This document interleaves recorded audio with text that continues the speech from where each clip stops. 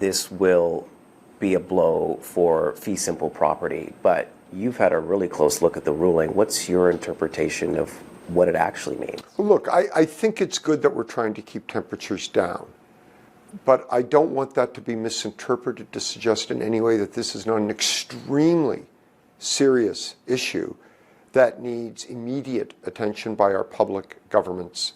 The court, in 6 separate paragraphs, makes it very clear that the core elements of indefeasible title do not apply in cases of proven Aboriginal title. If my last video hit a nerve, get a load of this one.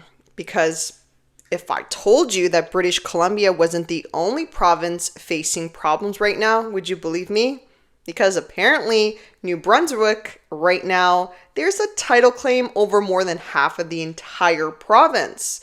Yes, you heard that right. So it's land that covers areas people believe are privately owned.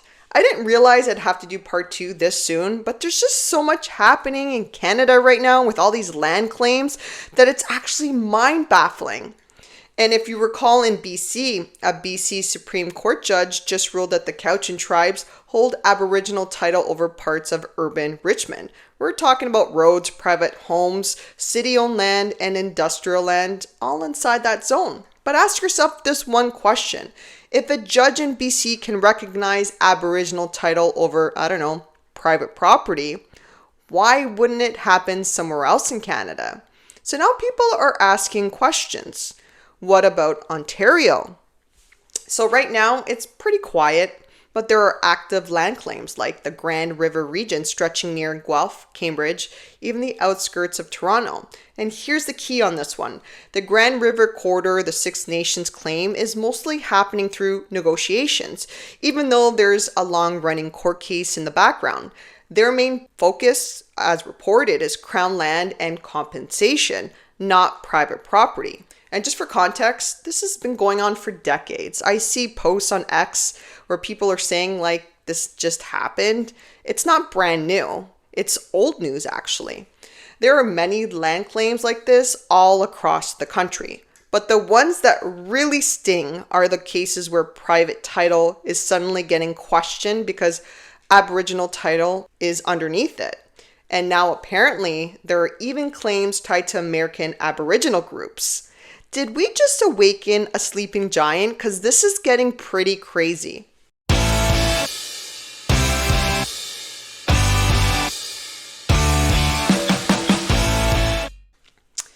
I'm Linda, one of the Ragona Sisters, and today is another unbelievable episode of Aboriginal ownership superseding private land ownership.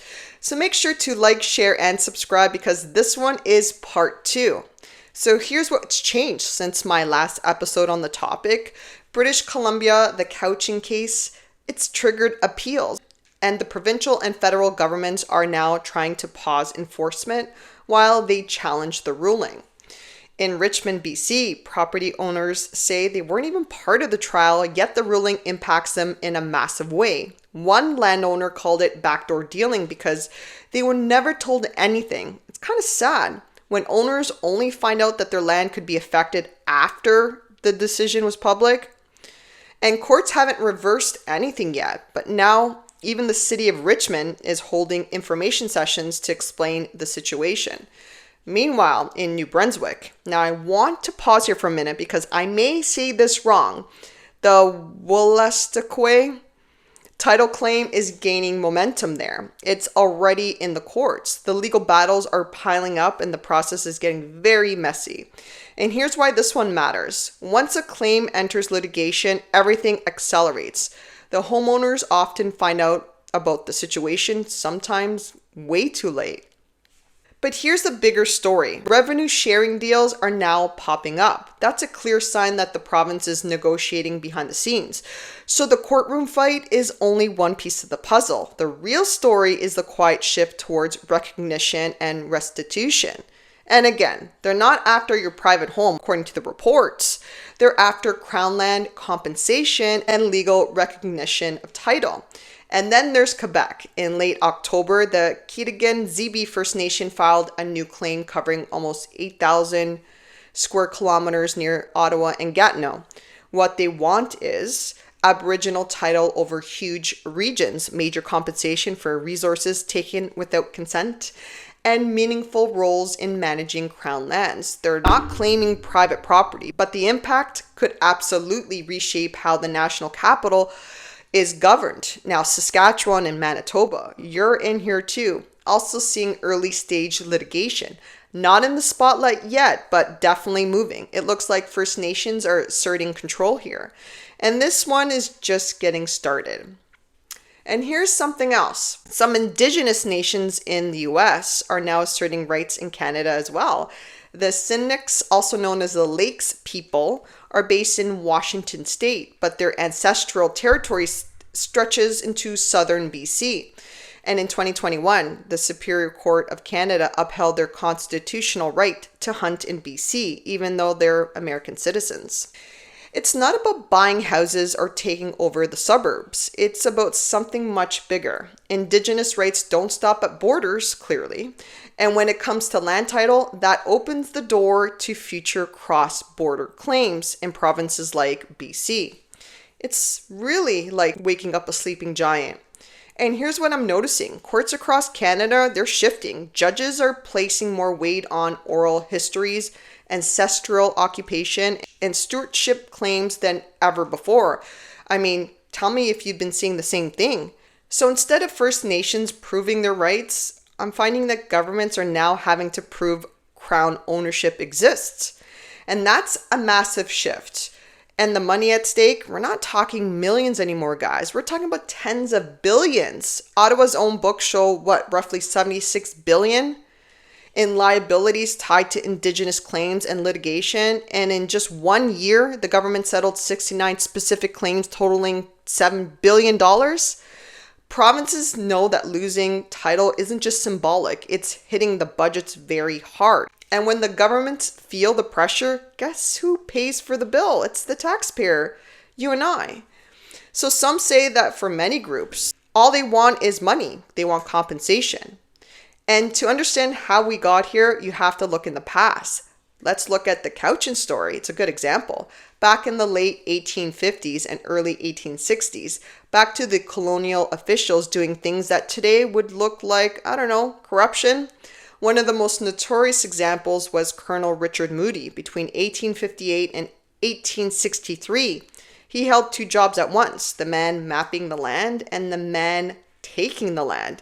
He'd survey Indigenous territories, decide what was valuable, and then secure the land for himself or hand it to his circle. Think about it like this. The guy was drawing the map and was also the guy taking the land. So there was no treaties, no consultations, and no compensation. Just colonial officials carving out territory and writing their name on it. Yeah, that's pretty corrupt. So when people ask why modern claims cover huge areas and involve billions of dollars, it's because historians argue the original system wasn't just unfair, it was built on land grabs by the people in charge. And also, if you're wondering why these cases keep popping up, it's because in many regions, the original Crown records are incomplete, they're missing, or they contradict the other. Some parcels were never formally transferred, some were surveyed but never registered, and some were promised but never granted. So when modern courts review these cases, they're potentially digging through 150-year-old paperwork disasters. That's why these claims keep exploding. The foundation is a complete mess. And the reason the Cowichan case became a national firestorm, it's very simple.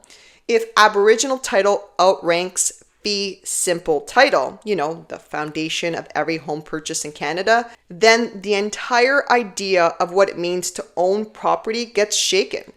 Fee simple isn't sacred. It only works if the Crown's title was legitimate. Don't forget that.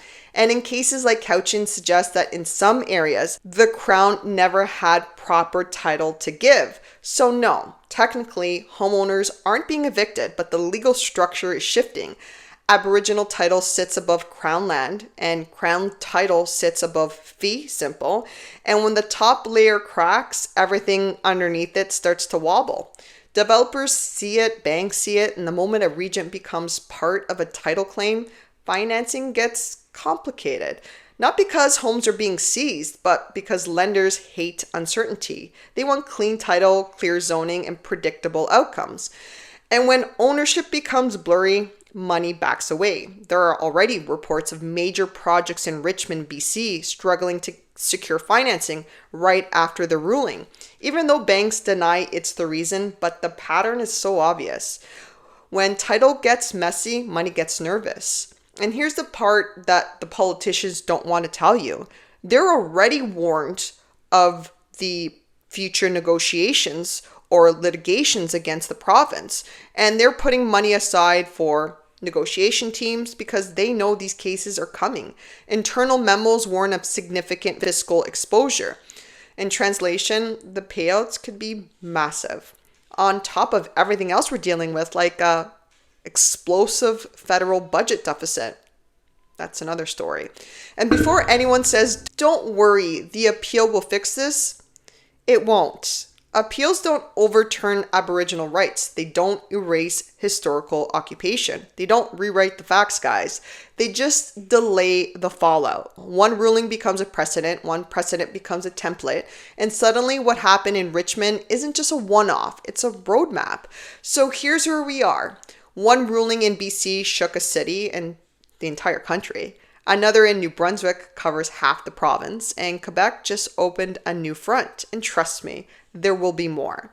This is Canada in real time. Courts are shifting, governments are scrambling, and homeowners, they're stuck in the middle of a system they thought they understood, built on paperwork maybe that has never been finished.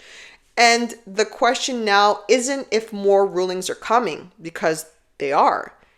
The real question is, which private land would be in question next? And how deep will the financial cut be for the taxpayer? So stay with me, guys, because this conversation is far from over. If you thought part 2 was wild, part 3 might even be more shocking. At this rate, I wouldn't discount it.